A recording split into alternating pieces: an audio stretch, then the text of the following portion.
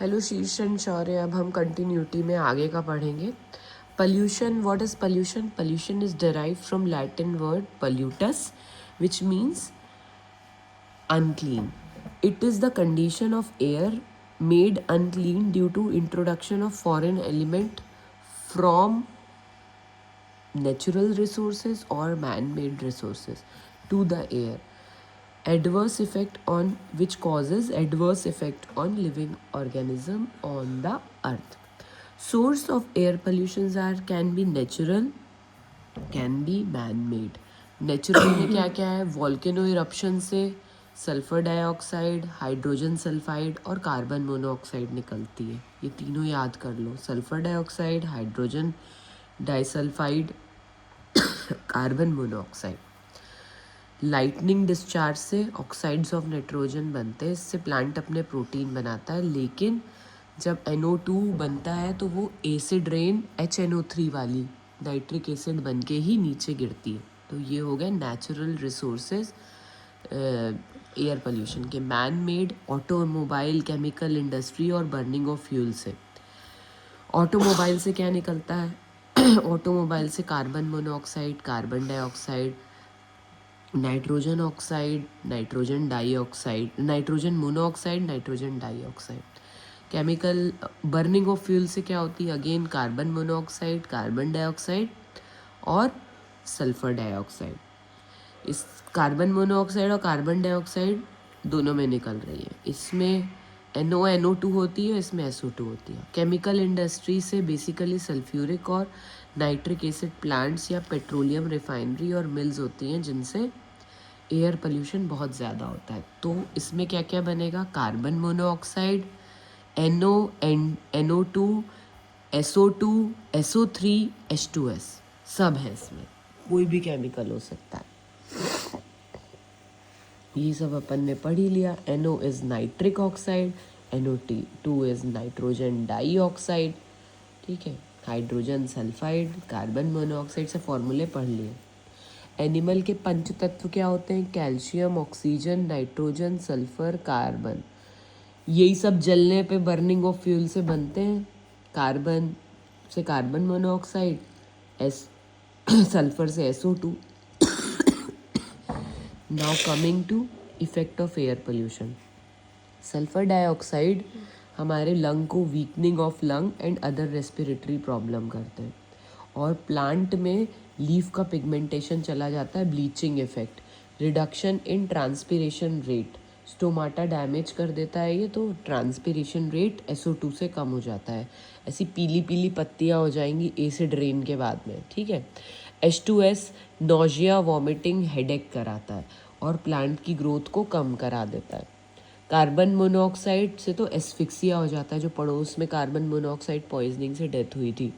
ठीक है. एस्फिक्सिया मतलब an extreme condition resulting in suffocation और डेथ. क्योंकि कार्बन मोनोऑक्साइड से इरिवर्सिबल हीमोग्लोबिन के साथ में जॉइंट बनाता है. जैसे कार्बामिनो इस होता है हीमोग्लोबिन, कार्बोक्सी हीमोग्लोबिन. हाँ. ठीक है. Reduction in chlorophyll level. ठीक.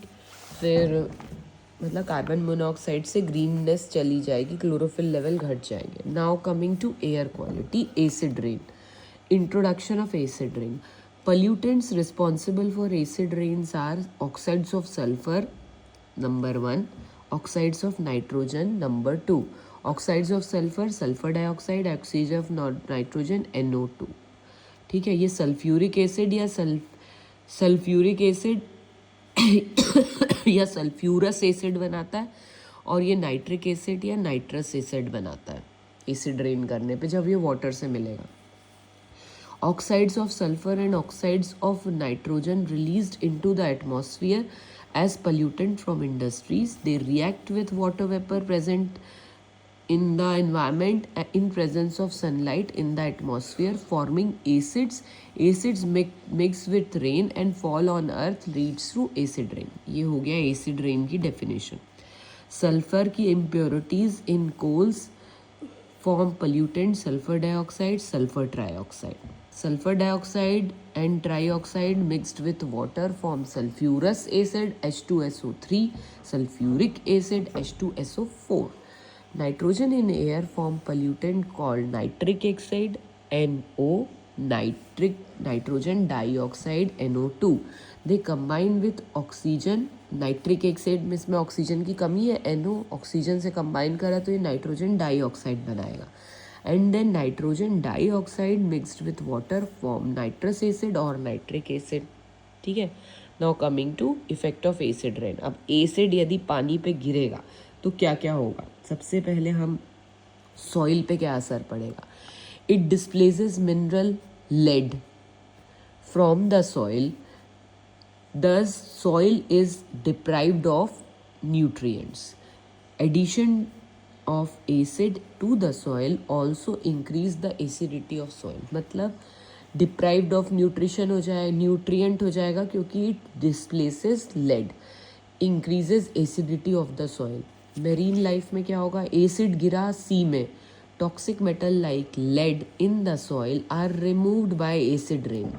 और ये लेड जो होगा वो रिवर के थ्रू टॉक्सिसिटी कराएगा, enter into river. Addition to, जिससे रिवर पे रहने वाले जो एक्वेटिक लाइफ रहेगी मर जाएगी. Addition of acid to water bodies also help in eliminate certain aquatic animals. ठीक है, ये एक्वेटिक एनिमल को एसिड जो रहेगा वो मार डालेगा. Material damage. Acid rain corrode metallic surface and weakens building materials such as statue, marble, limestone, CO3.